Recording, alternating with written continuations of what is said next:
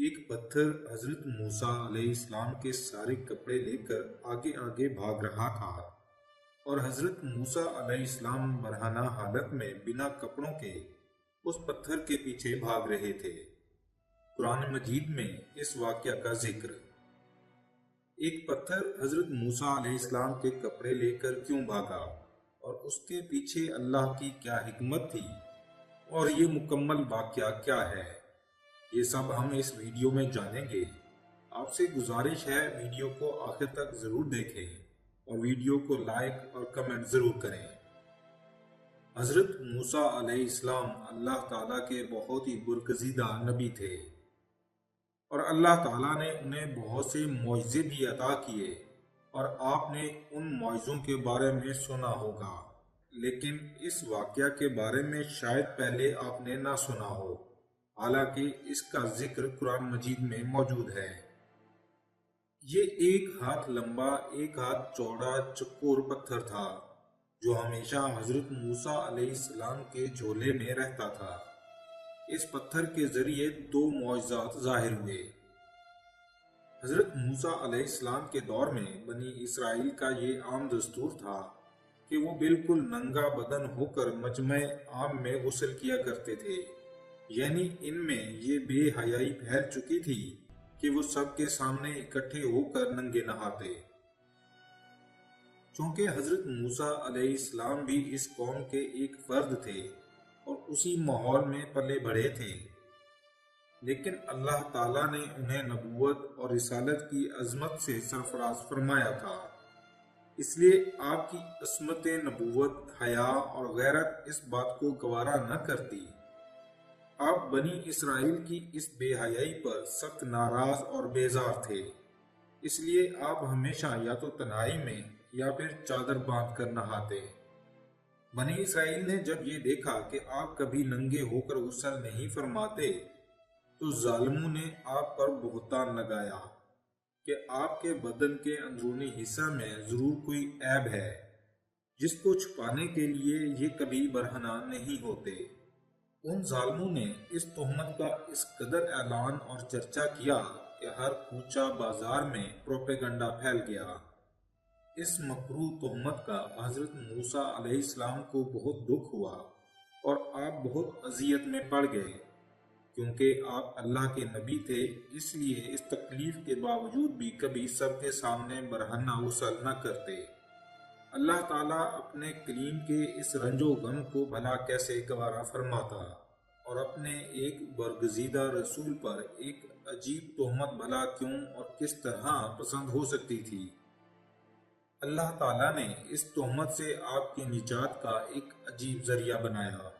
ہوا کچھ یوں کہ ایک دن آپ پہاڑوں کے دامن میں چھپے ایک چشمہ پر غسل کے لیے تشریف لے گئے، اور یہ دیکھ کر کہ یہاں دور دور تک کسی انسان کا نام و نشان نہیں ہے، اس لیے آپ اپنے تمام کپڑے ایک پتھر پر رکھ کر اور بالکل برہنہ بدن ہو کر غسل فرمانے لگے۔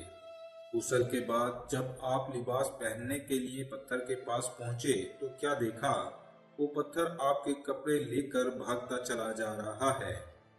یہ دیکھ کر حضرت موسیٰ علیہ السلام بھی اس پتھر کے پیچھے بھاگنے لگے اور فرمانے لگے، اے پتھر میرا کپڑا، اے پتھر میرا کپڑا۔ مگر یہ پتھر بھاگتا رہا، یہاں تک کہ شہر کی سڑکوں سے گزرتا ہوا گلیوں تک پہنچ گیا، اور حضرت موسیٰ علیہ السلام بھی برہنہ بدن اسی حالت میں اس پتھر کے پیچھے دوڑتے رہے۔ اس طرح بنی اسرائیل کے ہر چھوٹے بڑے نے اپنی آنکھوں سے دیکھ لیا کہ آپ کے جسم اقدس کا ہر حصہ نقطۂ کمال کو پہنچا ہوا ہے، اور بنی اسرائیل کے ہر شخص کی زبان پر یہی جملہ تھا کہ حضرت موسیٰ علیہ السلام بالکل بے عیب ہیں۔ آپ نے جلدی سے اپنا لباس پہن لیا اور اس پتھر کو اپنے جھولے میں رکھ لیا۔ اللہ تعالیٰ نے اس واقعے کے بارے میں قرآن مجید میں اس طرح بیان فرمایا۔ سورہ احزاب ترجمہ: اے ایمان والو، تم ان لوگوں کی طرح مت ہو جاؤ جنہوں نے تہمت لگا کر حضرت موسیٰ علیہ السلام کو دکھ دیا تھا، تو اللہ تعالیٰ نے حضرت موسیٰ علیہ السلام کو ان لوگوں کی بکواس سے بری فرما دیا تھا اور وہ اللہ کے نزدیک بہت آبرو والے ہیں۔ اسی پتھر کے بارے میں آتا ہے کہ اس کا ایک اور معجزہ بھی ظاہر ہوا۔ جب فرعون دریائے نیل میں غرق ہو گیا اور تمام بنی اسرائیل مسلمان ہو گئے اور بنی اسرائیل ایک میدان میں پہنچے جسے میدان تیہ کہا جاتا ہے۔ بنی اسرائیل کے یہ سب لوگ اس میدان میں پہنچے تو بھوک اور پیاس کی شدت محسوس ہوئی۔ وہاں پر پانی موجود نہیں تھا، تو اللہ تعالیٰ نے حضرت موسیٰ علیہ السلام کو حکم دیا کہ پتھر پر اپنا عصا مارو۔ چنانچہ حضرت موسیٰ علیہ السلام نے پتھر پر اپنا عصا مارا تو اس میں سے 12 چشمے پھوٹے اور پانی نکلنے لگا، اور بنی اسرائیل کے 12 قبیلے تھے۔ ہر قبیلہ ایک چشمے سے خود بھی پانی پینے لگا اور اپنے جانوروں کو بھی پلانے لگا۔ لیکن یہاں یہ بات بھی قابل ذکر ہے کہ کچھ علماء کے نزدیک یہ کوئی دوسرا پتھر تھا، وہ پہلے دوڑنے والا پتھر نہیں تھا۔ حضرت موسیٰ علیہ السلام کے بہت سے معجزات میں سے دوڑنے والے پتھر کا ایک معجزہ ہے جو اللہ کے حکم سے ہوا، کیونکہ اللہ تعالیٰ نے بنی اسرائیل پر یہ واضح کرنا تھا کہ اللہ کے رسول بے عیب ہوتے ہیں، اور ہمیں بھی کبھی اللہ کے کسی نبی کے بارے میں کوئی غلط بات نہیں کرنی چاہیے۔